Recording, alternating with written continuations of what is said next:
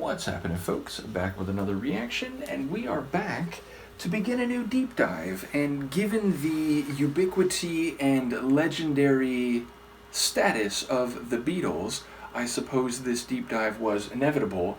I'd like to start by giving a massive thank you to Vera, because she has not only provided this album you see here, which my understanding is Please Please Me is their very first release, and in fact Vera was saying that they recorded it over a very small period of time. I think it was like a single day. And I do notice in the track listing that there are a handful of tunes that are by McCartney-Lennon, but a number of those that seem to be covers as well. But yes, I now have essentially everything the Beatles put out. And you're probably thinking, no, surely not. Well, let me show you what I have at my disposal. And Luca is actually taking a great interest in this as well. And this is going to take a moment, so bear with me. And this is in no particular order because I just kind of, as I've gotten these from the packages they were sent in, I've been putting them just kind of not in any specific order. But yes, this is the Yellow Submarine song track. This is the Yellow Submarine album. And you'll notice these are all in shrink wrap, as was this before I went to do this reaction. The Beatles Love. We do also have the Beatles One compilation, all their number ones. We have the White Album, and you'll notice these are like anniversary editions, deluxe editions, remastered editions. There's one exception to that, which more on that in a moment. A Hard Day's Night, as you can see here. I believe this is Beatles for Sale here, and we are really just getting started. Yes, I know you're interested, Luca, I do, but you're not helping. The Magical Mystery Tour, as you can see here. The Beatles Past Masters. This is a trance record that I don't know how the hell it got into this compilation or this collection. Now, this is a used record, Rubber Soul, and it is not the copy that I used to have, but long story short, my knowledge of the Beatles is pretty limited. When I was growing up, my parents would listen to the very earliest stuff, the Love Me Do and those kind of tracks, which I think there's at least a couple of the ones I remember on this album, and that was the Beatles that they were especially fond of, because I think like when they were young and dating, I think they listened to the Beatles a lot. So I know some of those songs, and then I know a handful of songs from later releases, but it's very random in terms of what Beatles tunes I'm familiar with. Anyway, I think like in the early 2000s, maybe when I started using Discogs, I bought a copy of Rubber Soul because by then I had become a big fan of the Norwegian Wood tune. And so I got a copy of this album. Then over the years, like some other records, it just kind of like vanished from my collection. I don't know where it went. Maybe I lost it in a move or something like that. So the first album Vera bought for me was a used copy of Rubber Soul. And then I think she just liked the idea of going through a full proper Beatles deep dive with the best quality records available. So once again, massive endless thank you to Vera for this journey as we begin it. But yes, live at the BBC we have With the Beatles, and again we are not yet done, we're not even close to done, so this is just insane. Let It Be, and this is a monumental like deluxe edition which has like a 150-page book or something like that. It's a 5 LP edition. There's all sorts of like demos and like different recordings. Yeah, like different mixes of tracks, new mix of original single version, and so on. So yes, just a massive version of Let It Be. Help, as you can see here. The normal version of Revolver, again, it's a picture disc edition, but more on Revolver coming. We do have Sgt. Pepper's Lonely Hearts Club Band. We have this compilation. Now, my parents had CD versions of this one and the red one, and I have the red vinyl right over here. So I remember seeing this cover, which, again, it's like the same, this is the same picture there. But yes, my parents did have these compilations in addition to, I think, the one compilation, all the number one singles. And then finally, we still have a little bit more. We have the red one, and we have a deluxe box set edition of Abbey Road, which I must also point out that with these packages came a few Beatles shirts. So I have the Abbey Road on one because I think this is like, it's a contender for the most iconic album cover ever. And I say that as someone who, again, totally respects the Beatles' legacy, but isn't like particularly knowledgeable or like a Beatles, super fan. So I don't say that with a like, a bias that maybe some lifelong Beatles fans, they'd be inclined to say that because it's like their band. Whereas again, I think there are a lot of iconic album covers that come from, my musical circles that I, think are awesome. But again, this could, hold up against any of them. And here is this massive deluxe edition of Revolver, which again has like this huge, like 150-page book. And I think it has 4 records, which again, it has all these different versions, different takes, like different recording takes of these tracks. Also some cool pictures of the guys. So again, I stand ready. Oh, and wait, I'm not yet done, am I? Because I also have 4 Beatles, what are they called? I forget what these compilations are called, but I have these CD compilations, 1, 2, 3, and 4, and that's not even it entirely. There's another CD that I have, which I had it in a different stack, so I don't have it here in front of me, but it's like soul artists covering the Beatles. Luca, don't knock everything down. You can't do that after I do this long intro. So the point is, we have essentially everything. And I have a CD, it's like classical music or like chamber music covers of Beatles songs.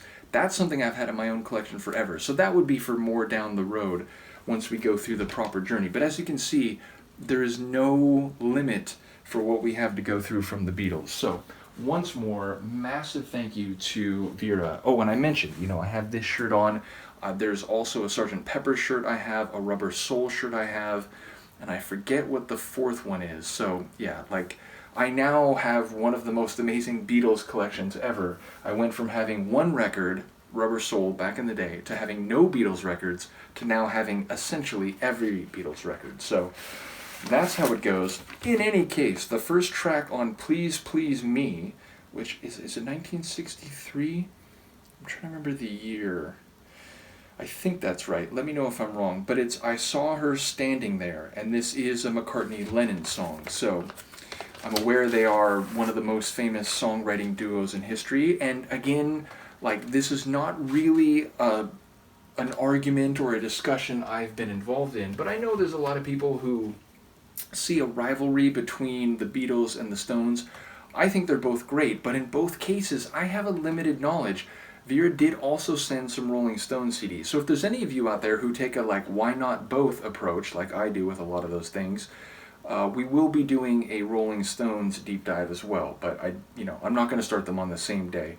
Nevertheless, let's begin this Beatles deep dive with the first track on Please Please Me, which again is I Saw Her Standing There by McCartney and Lennon. And away we go.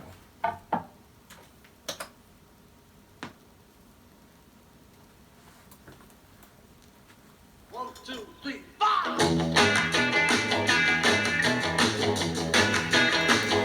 Well, she was just 17, and you know what I mean. And the way she looked was way beyond compare. So how could I dance with another? Oh, and I saw her stand there. Well, she